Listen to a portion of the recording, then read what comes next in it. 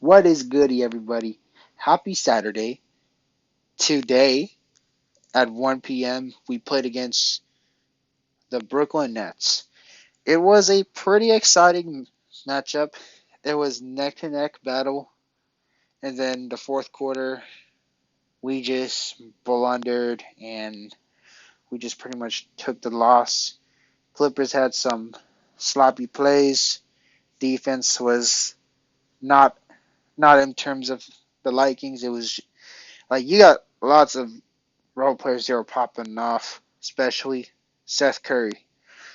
Dude was just bow, bow, bow, which is pretty painful to see. But at the same time, this game is just one of those definitions that is just impossible to win every single game. So definitely, I'm not. I would say I'm okay with it because it just reverts back to our flaws in general. But nevertheless, let's get into the stats, and I'll give my analysis of each of the players, and let's get it. So first, let's go to the Brooklyn Nets side. Kevin Durant, dude was crazy, 62% from the field goal. He did not score over the prize pick, so he made me lose some money, but he was really good, 62%. And his playmaking is actually pretty damn crazy too. Like I honestly did not expect Kevin Durant to pass the rock like that compared to what I've seen from the past two right now. Like his playmaking is just something else. He got some rebounds. He got two blocks. Pretty versatile player. And I bet some people are gonna be going crazy in the comment section. They're gonna have their little la la land about how we should trade for Kevin Durant, which is, I guess you can't blame him because Kevin Durant, he went crazy. 62%.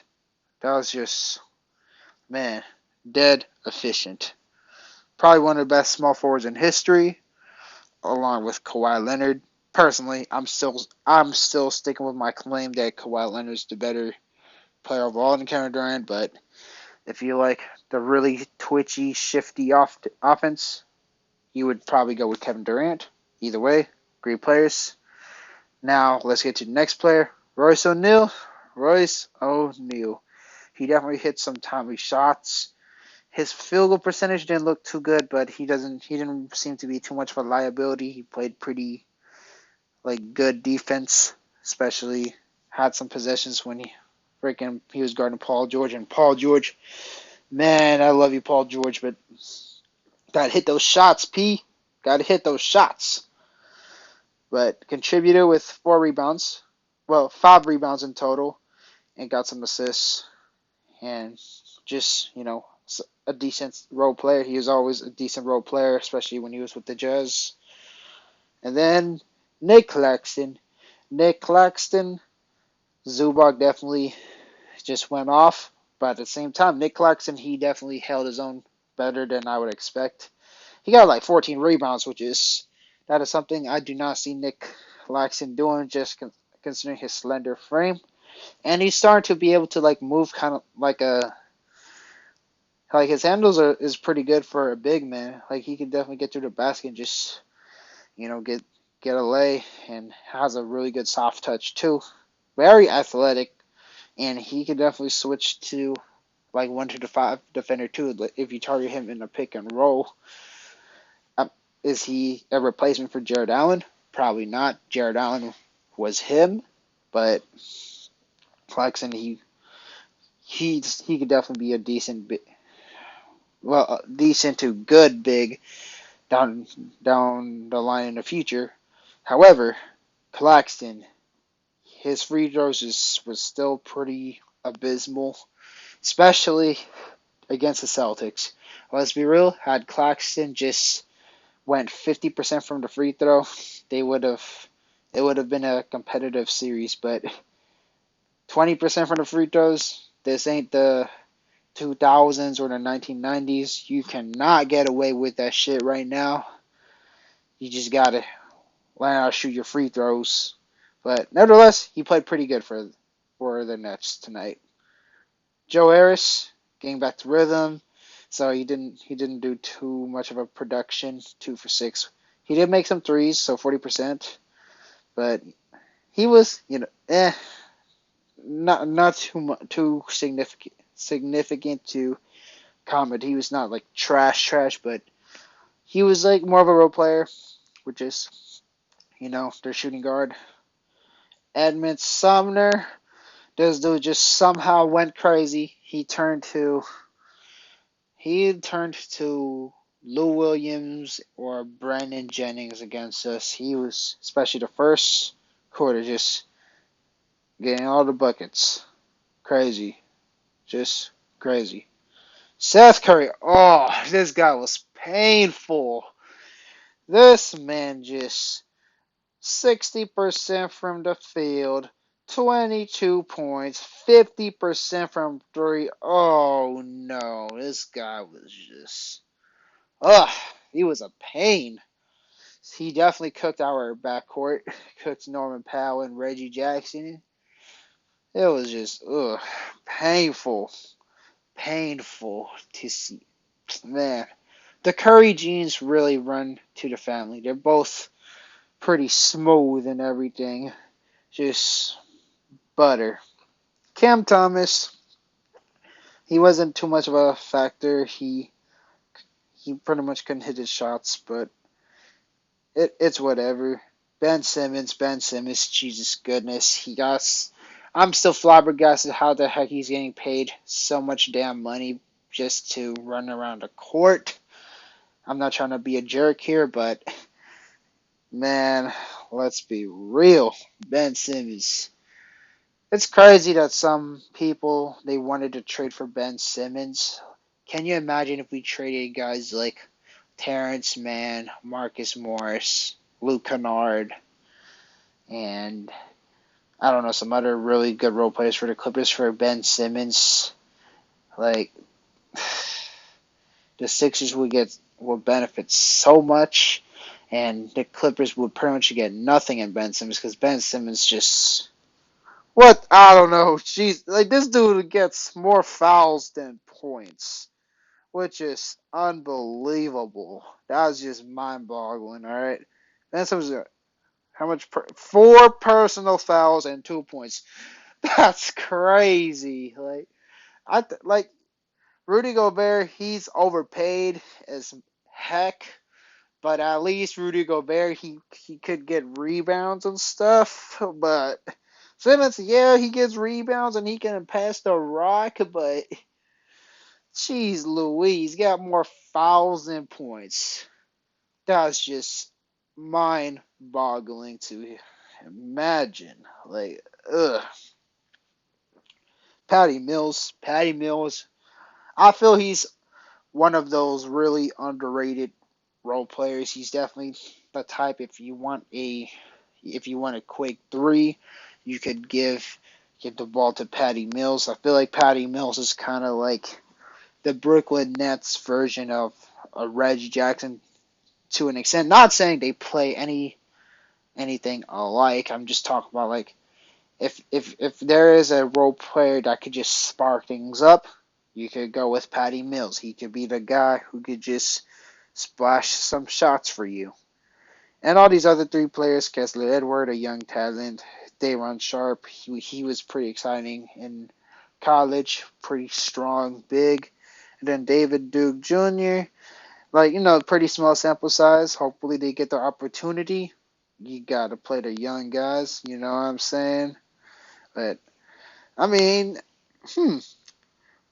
the Nets have Nick Claxton, and they don't even play Day'Ron Sharpe, but I guess I think they used Ben Simmons as a center, so I don't know. But anyways, let's get to my beautiful Clippers. Marcus Morris Sr., he was more of a positive this game. 5 for 9, 3 for 5 from the field, got 6 rebounds. He did whatever he could. He did his thing. 13 points. and he just shot some good threes, his ISO in this game was not bad. Like Clip Gang and Don't Bang said, Marcus Morris is one of the most underrated shot creators in the league. He's like also shout out to Clip Gang and Don't Bang once again. He's basically a Walmart Carmelo, which is I could high key see that based off the way he posts up and he just turns around and it just turns out to be a Blickem. That's where the Carmelo comparison would come. Oh man, Paul George, I have nothing but love for you. I still do, and I'm not gonna just bail on you, but 5 for 21, which is really bad field goal percentage. He was just missing left and right. Couldn't even really hit a three. 1 for 6, which is pretty bad. But he managed to get 17 points, which is actually pretty solid because he was smart enough to get to the free throw lines. He actually got some calls. He did decent rebounding, 4 rebounds, 4 assists, 2 blocks. He played pretty good on defense still. I mean, when he guarded KD though, he had it to get help. So, eh. But he still did what he could on defense, and he didn't foul too much, so that was fun. But 5 for 21, that was painful. That was painful for my man Paul George. He was on a tear, and then he's just, ooh, 5 for 21. Pretty tough. But hopefully, Paul George will bounce back. I mean, it's just the same story. Paul George struggles. People just give up on him. People just call him Pandemic P and all that shit. And then Paul George just proves people wrong and he goes crazy. So I'm not gonna sell my Paul George stocks. Ivica Zubac. Ivica Zubac has been the Clippers' anchor lately. Without Zubac, the Clippers would have been so bad, bro. We would have been so garbage. We might have probably been able to maybe beat the Lakers, but maybe the Lakers would have even still beat us one of the games. Ivica Zubac comes in very clutch. 6 for 8 from the field, 75%, which is Zubac. He's just one of those dudes that you just need to feed him the ball. When you feed Zubac the ball, he's a damn monster. And he did really good in free throws this time, 4 for 6, 66%, which is pretty okay for a big. Which is he doesn't really have the free throw Achilles heels. 15 rebounds, man. Zubac, he was getting all the boards. He got a lot of turnovers, but you gotta consider that he was literally getting double teamed in the post as soon as he started dominating. So, and plus, like passes could be better to Zubac, and 16 points. So he got a really good, badass double double. And he may have not get any assists, but I feel his passing is very underrated as well. He could definitely pass the ball like across the court without it getting intercepted. Just pretty impressive. Luke Kennard, 3 for 5 from three. He was a pure sniper, 50%. He's also one of those guys that you also need to kind of feed a little more because Zubac and Kennard are both really efficient players. And not gonna lie, I slept on Kennard within the first 2 years. I thought like, is he just a role player or is he an elite role player? Turns out he's a really elite role player, and pretty much he kind of had a little bit more of a quiet all around game, but Luke Kennard, he just kept it consistent and he did his thing. Reggie Jackson. Now a lot of people again, it's Reggie Jackson and relationship with Clipper Nations is like a roller coaster. People start hating on Reggie Jackson, and then people love Reggie Jackson, and now people are going crazy at Reggie Jackson again. I know Reggie Jackson he didn't do like the best in terms of on court. If you look at the stats, it doesn't look so bad, but yeah, I get it. He gets cooked by Seth Curry and all that, but man, what I feel people are just ignoring all the good that Ray Jackson does, but at the same time, Reggie, you could definitely get better on defense, but at the same time, just just just do your Mr. June stuff, man. Just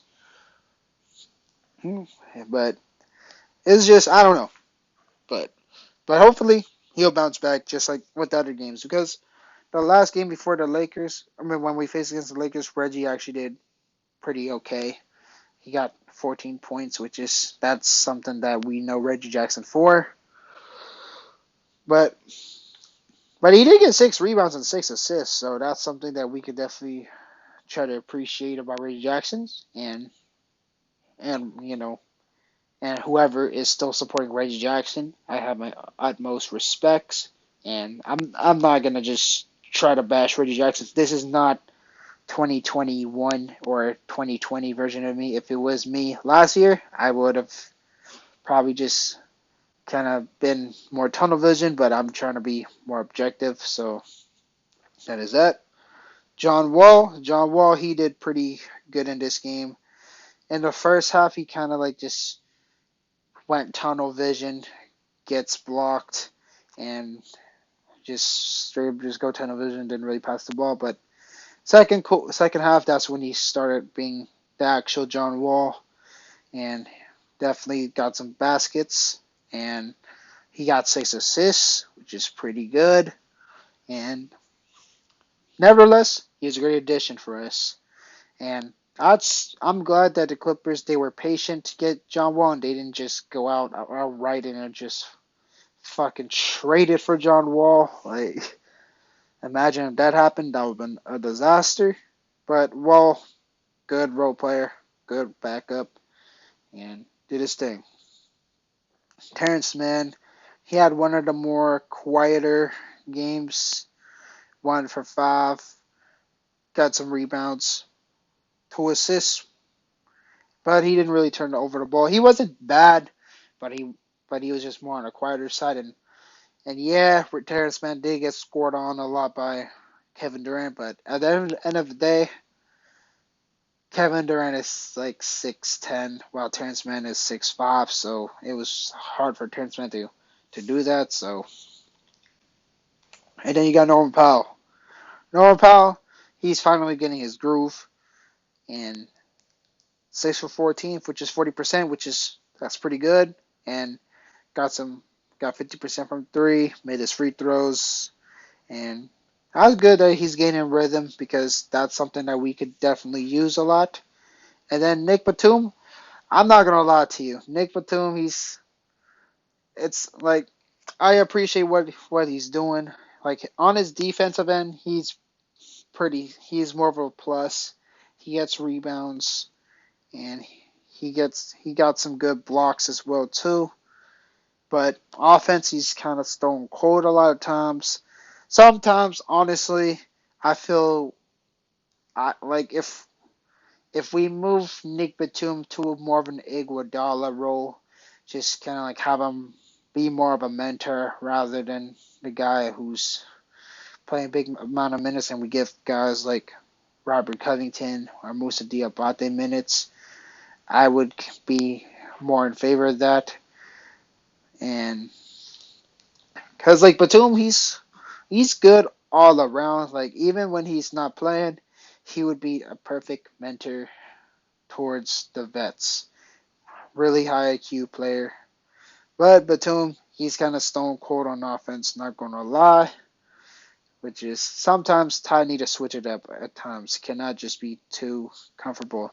Like honestly, I would explore running Amir Coffee in terms of Nick Batum's minute because Coffee, okay, maybe that's not a good idea. Maybe nah, because he has a T-Rex arm, but Coffee does have a big body, so it may work, but at the same time, it's probably not going to work. So I would much rather run Robert Covington and especially than Musa Diabate. Moses Brown, garbage time. Amir Coffey, he did okay, garbage time. But nevertheless, Ty Luke, he kind of like, I mean, he honestly just coached the same, but it's just how players did good. But this is one of the more of the examples that how Tyronn Lue, he could have just tried to step up and just try to help us win. Especially he gets too comfortable with the same rotations. He does not try to switch it up.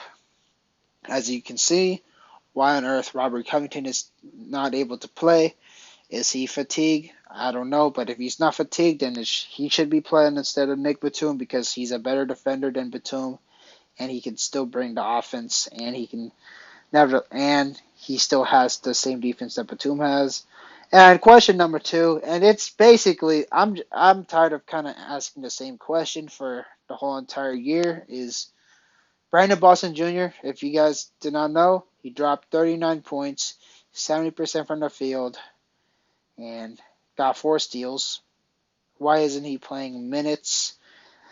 In theory, I would be kind of okay not playing Brandon Boston Jr. some games just so you could hide his trade values, but at the same time, you just got to play him at least 3 or 4 games and all that. Because BJ, like, if you're going to because Tyronn Lue really ran John Wall, Norman Powell, and Reggie Jackson at the same time. Like, honestly, it would have been better off if you just, instead of all 3 of them, you could just sub one of them out, either Reggie or Powell for Boston Jr. That would have been so much better because Boston, he's a 2, but he can also play the 3, and he plays pretty good defense. But just, yeah, like, I get it could possibly be a chess move not to play Brandon Boston Jr. because then other teams are going to try to go after him, and it'll be harder to trade all the other guys to make room for Brandon Boston Jr. Maybe, but another thing is, and it just makes 0 sense. And Musa Diabate, he also went off in the last game along with Brandon Boston Jr. Why on earth is he not even getting playing time? Why on earth is he a 2-way contract? He had 20 points and he got 14 rebounds, that is crazy. When Zubac sits on the bench, Diabate should be on the floor immediately. There is no legit center on this team other than Moses Brown. And Musa should be playing. It's a felony how Musa's not playing. He would have. Imagine Musa Diabate guarding KD. Musa Diabate could have at least calmed some of KD's possession, and it would have been a really good contest. But instead, KD he has Terrence Mann guarding him. He has, I don't know, like people who are a lot smaller. He just freaking just drains the shot like it's nothing. But at the end of the day, I'm not too mad. But every time we lose, it keeps showing our red flag, and it could become a huge problem during playoff time. But let me know what you think about this game. Be sure to leave a comment down below, and I'll definitely give you on in the comment section. As y'all know, peace.